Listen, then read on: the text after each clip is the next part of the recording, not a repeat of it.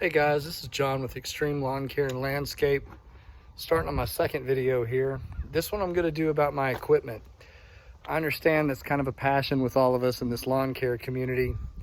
Everybody's got their own opinions about equipment and what they use and what they like and all these different reasons and whatever. And that's great. I've got mine too.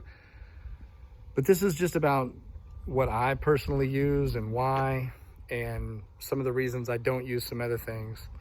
I've been in the business for about 20 years. I've had just about every mower you can imagine.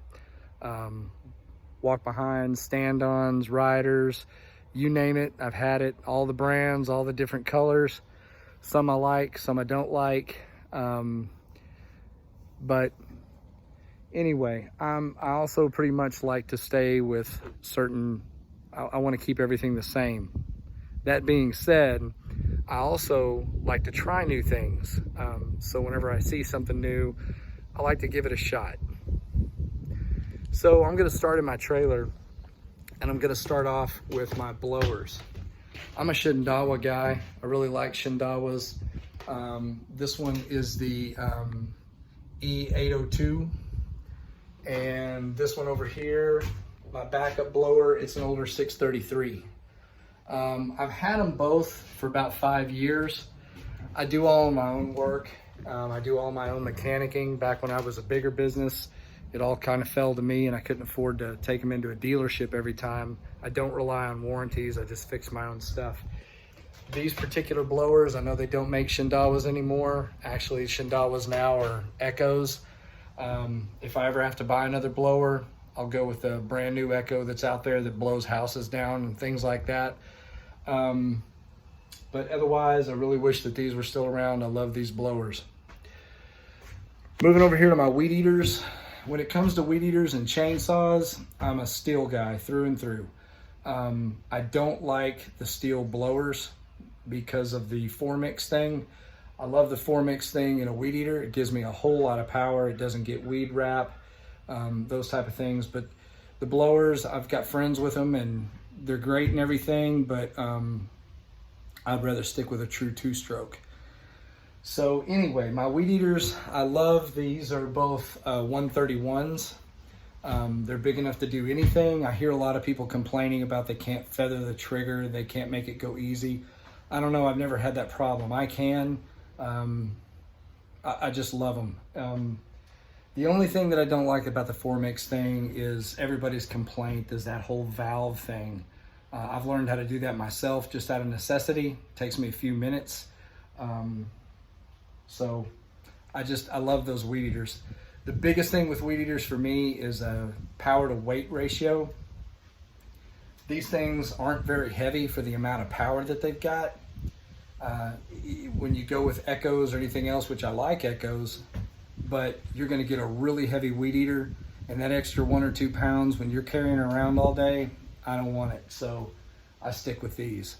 Moving over here to my other handhelds, speaking of Echo, I've got an Echo multi-unit here that I use for bigger hedges and things that I can't reach. It's got the little extension pole thing and the head here. I've had this for probably 10 years. It's a true 2-stroke, so it like never dies.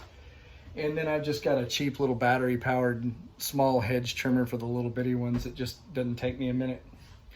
So that's pretty much it with my handhelds. Like I said, I'm a Stihl guy as far as weed eaters and chainsaws. They're the only things I'll buy for that. The Shindaiwas, I love them, but now I'm gonna have to switch to Echo if these ever die. The good thing about these, the only thing I've ever had to do on this one is change out the carburetor, and it's ran fine ever since. So I'm gonna move over to my mowers. So I do like to keep brand consistency, and I'm gonna start with my riders.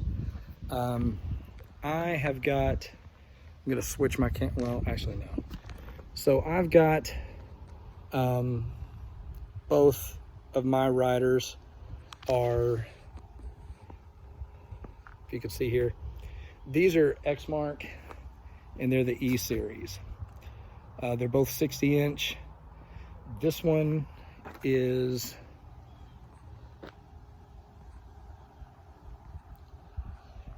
This one is actually a mulching mower. It's got the mulch plate on it. It's actually got a 25 horsepower Kohler. They're kind of dirty. I just finished up all my mowing yesterday. Need to clean them off. And my other one over here is the exact same model. It's an E-Series Exmark. And it's got a 27 horsepower Kohler. And this one I don't have a mulch kit on because I like to keep one without a mulch kit so I can do fields and really tall grass and things that are, you know, cause problems with mulch kits. What I did is I made my own grass flap here, you know, just in case. No big deal. Just found some sheet metal at Home Depot, welded it up, and nothing fancy there. I like these E-Series mowers because they're light.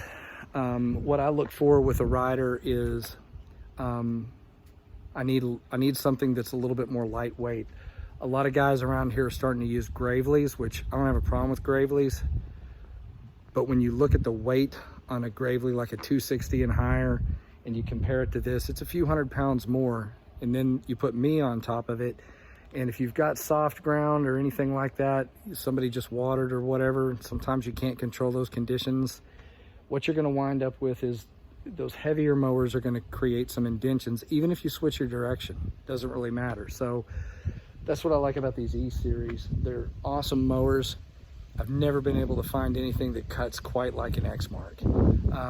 I'm a Toro guy too, but they're the same mowers.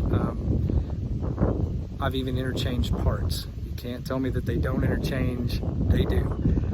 I do it all the time. But right now I don't have any Toros. I've pretty much just switched to straight Exmarks. I don't buy brand new equipment. I find people that's refurbished them and then I take them, and if I need to do anything, I will. I bought both of these in 2014. They're both 2012 model mowers. I got them in 14 for $2,500 each, and I haven't had to do anything but change belts and blades since. And when they go out, I'll just spend 1,800 bucks on a new motor and stick it on there and keep going. As long as you take care of your stuff, that's fine. I can't see spending 10 grand on a mower. Here's my stander. Speaking of Gravely, now I am an Exmark guy, so I do kind of contradict myself there, but like I said earlier, I like to try new stuff. And when everybody was kind of starting with the Gravely's, I wanted to try this one out. It was considerably less than an Exmark or a Toro Grandstand, and to tell you the truth, I've been quite happy with it.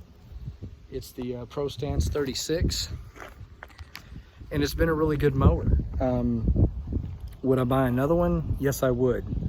And the reason why is because that way I would have two Pro Stance 36s to kind of keep that consistency, and I've been really happy with it. It's got the foot assist with the deck lift and things like that that I need, so I have no complaints about this Gravely. Cuts really well. So that's pretty much my equipment rundown, guys. No real mystery to that. I know everybody's got their opinion, like I said, and I welcome yours. Hopefully you'll hit the like and share button on this, maybe subscribe to it. Trying to get started with this video stuff. So tell me what you think. You know, I don't mind other people's opinions. Once again, those are mine. I don't use 21s. If I can't get my 36 in there, then I just don't mess with it. Let me know what you think. Appreciate it. Have a good day.